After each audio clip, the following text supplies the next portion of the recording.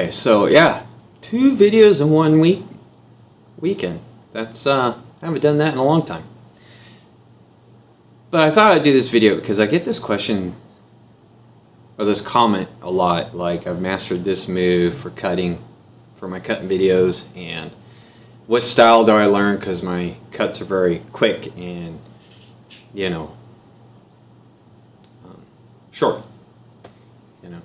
Well, it's basically, it's no big secret. And it's not really a certain style of technique or anything. Granted, intentionally they teach very precise, very quick cuts. So, like, one of my cuts that people really like is when I sit there and I cut and I stop right here. So there's my blade. I'm not cutting and my blade's not going that way. So it's basically basic swordsmanship, because if you go into a cut and you're over this way when you cut, that's now I have my right side's exposed. Now it takes me more time to come back and block. Or if I am like this, I still have to bring my sword over and do a block. But if I cut and my blade's right here, it doesn't take me long to deflect my opponent's blade. Either this way, or I can swoop it down and knock their blade out of the way. So it's not a big secret or anything, it's just it's me controlling the sword. The sword isn't controlling me. So instead of doing these big swooping motions to cut, because that takes longer, like one move we would come in and stab, but then as we're bringing the blade back, we're coming straight back, dropping this hand, and then switching and cutting with the left hand. And the reason being is, if I'm cutting this way with my left hand, if it's my right hand, your body kind of moves in more. But if my left hand's out, I still have more reach than if I do with my right hand. So it's all has to do with being able to counter your opponent quickly. Is all it is. Fast. Now there are moves for what you would call crowd control. Crowd control is you have more than one enemy around you. If you haven't seen the movie 13 Assassins, the remake, I highly recommend it. The end, it's like a 45-minute battle at the end. But watch what they do. Some of them do big swooping movements, but they have multiple opponents around them. So that keeps those people from trying to stab you basically in the back, because you got this blade whipping around you. And then they come back, and if you watch though, some of their cuts are very short. They'll sit there and they'll cut this way, and then they're coming back again and cutting that away. So it's a really good movie if you really pay attention. Like, one of the people, he's sitting there cutting down one person, but then he realizes, you know, he's got people around him. So what does he do? He takes his blade, but he takes it in a way where it's flat, like this. So basically this would act like a shield. As he's whipping it back around, and as it comes around again, he's coming straight down like this. So he's not going all the way, whoop, not much room here. He's not going all the way out. He's bringing it around and then dropping it straight back down again. So that way he's controlling the crowd. He's protecting his backside, but keeping everybody at a distance. Two swords, that's a little different. Whether you have the wakizashi in this hand or this hand, you can do big swoops out because you still have this one. And you can cut, and as this one's cutting, you bring this one in. This is the opposite hand is your shield from the one that's doing the cutting. So if one's doing the cutting, this will be your deflection after. So it's still a quick response to your opponent. If you're doing huge, if you like doing big, huge cuts, that's fine.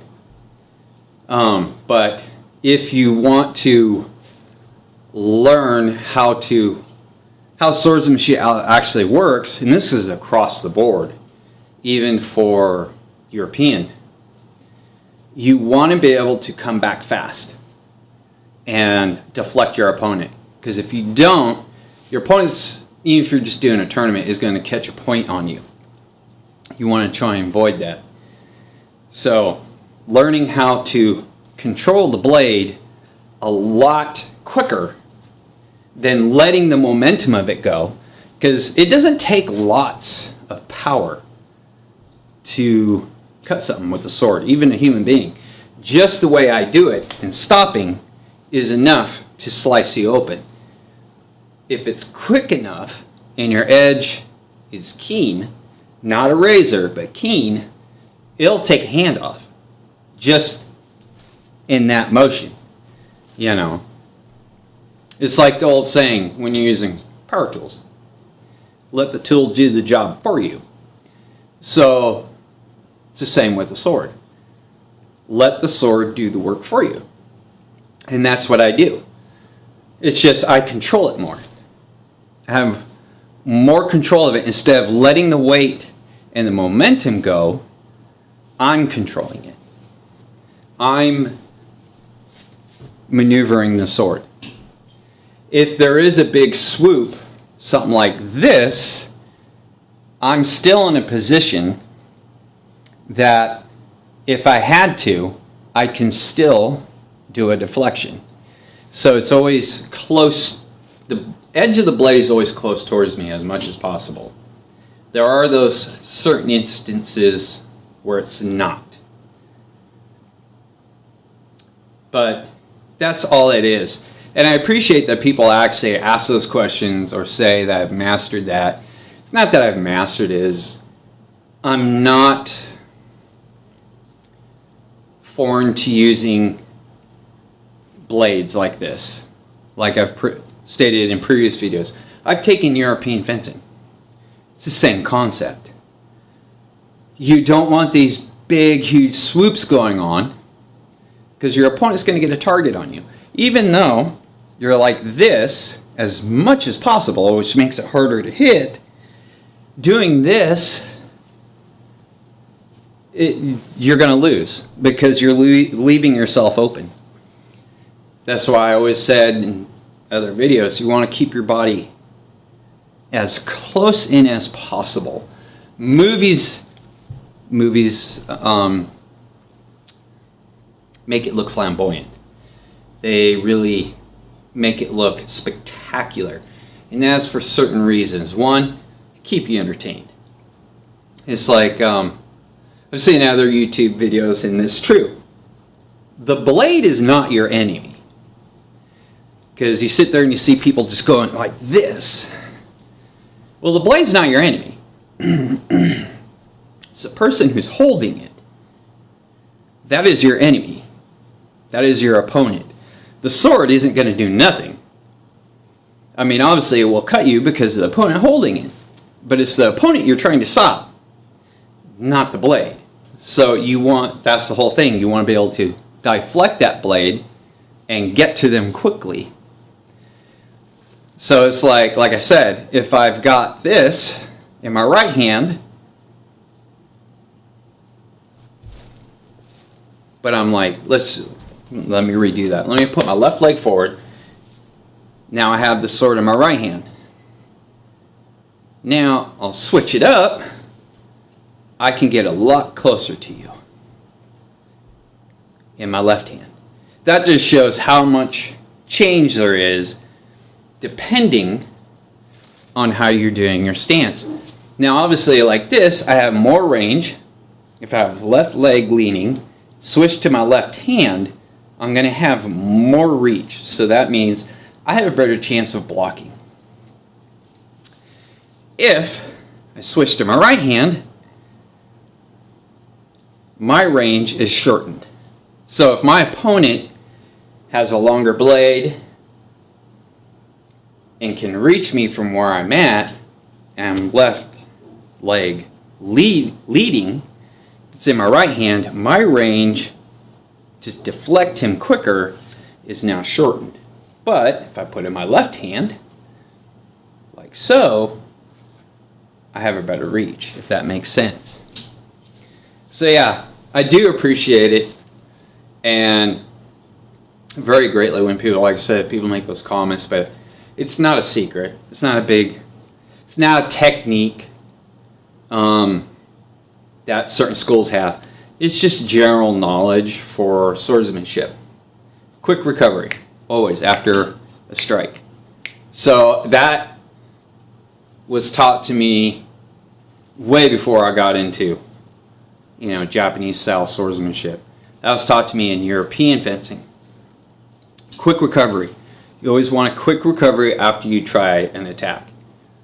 So that never left. It's like the old saying, you never forget how to ride a bike. It's the same thing. So those training deals just come back to me in that. So it's like being able to draw the sword quick. That's the whole point about Japanese swordsmanship, Iaido. To be prepared for the unexpected. So you want to be able to draw the sword quickly. I'm not going to show that in this. I've done that in previous videos, but if people want me to do an up-fresher on that, just let me know in the comments how quick draw is. There is actually a reverse grip block from the draw that you can do, and in the same motion you're doing a reverse grip cut. So you do a reverse cut, draw it, reverse grip, and then you cut with reverse grip, and then you come back and cut again in normal style. So it's like 3 moves in one. But I thought I'd touch on that, and pretty much thank people who actually do say those things and ask those questions. But yeah, it's not anything that is taught. It's just basic swordsmanship. So, and if your school's not teaching you that, they really, if you are taking a school, they really should teach you that. You want quick recovery. So doing these big swoops isn't a big recovery. It's like turning around like this with your blade and then coming back with a cut.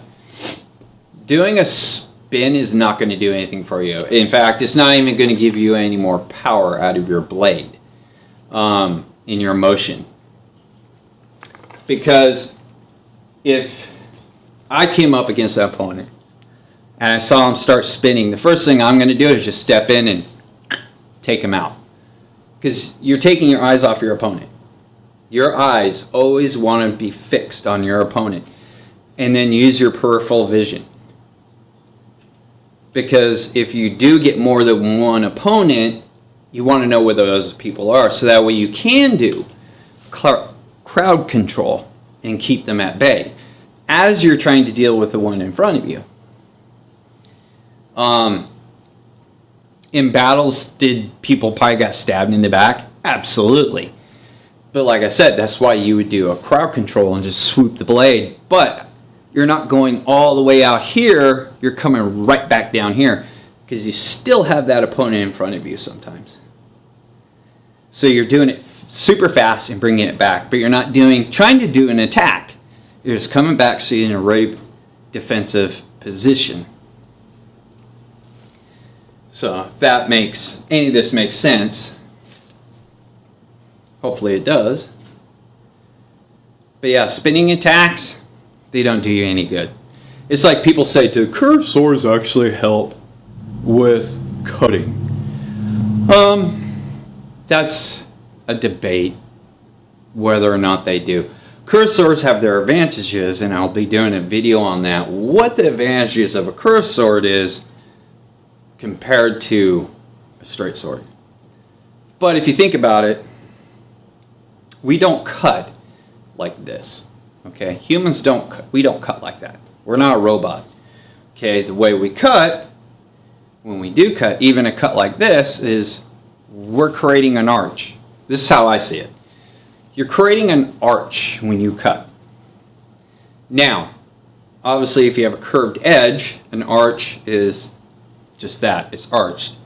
So having a curved edge, theoretically, I'm going to say, it should, yeah, kind of assist you in the cut because it's having less resistance because it's, well, has an arch to it, has a curve to it, so then you're creating a curve. Whereas possibly a straight edge, even though you're creating a curve, you have a blade that's straight, that's having to cut through that curve, if that makes sense. I'll test it out as soon as I get a European sword and see the differences, how it feels. If I feel resistance in the cut as I'm performing the cut compared to one that's not. Like the Tachi that I have, it just soars through the air, right through a target, no problem. More, I would say a little bit more so than a Uchi Katana, even though it's got a curve to it, it's not that much. So, but I thought I'd do this quick video. I'm still working on the one about Tsuba material, which is the nice thing is we have a lot of katanas that have different materials of Tsubas. And I was doing some more research today on historically what they were made out of. So that'll be an interesting video once I compile everything down. So that's all I have for you guys. Hopefully some of this made sense. This kind of answers some people's questions. How I do my cutting and how controlled it is. And we'll see you later.